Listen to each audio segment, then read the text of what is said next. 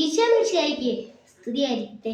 വിശുദ്ധ ലൂക്കായുടെ സുവിശേഷം 1-ാം അധ്യായം 46 മുതൽ 56 വരെയുള്ള വാക്യങ്ങൾ. മറിയത്തിന്റെ സ്തോത്രഗീതം.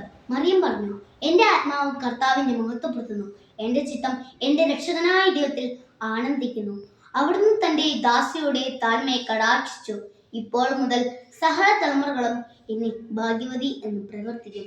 ശക്തനായവൻ എനിക്ക് വലിയ കാര്യങ്ങൾ ചെയ്തിരിക്കുന്നു. അവിടുത്തെ നാമം പരിശുദ്ധമാണ്.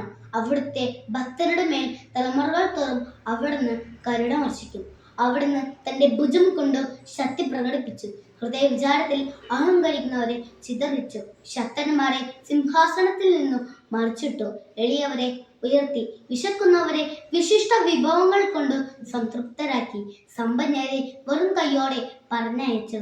തന്റെ കാരുണ്യം അനുസ്മരിച്ചുകൊണ്ട് അവിടുന്ന് തന്റെ ദാസനായ ഇസ്രായേലിനെ സഹായിച്ചു.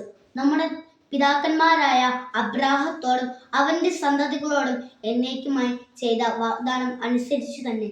ആമീൻ.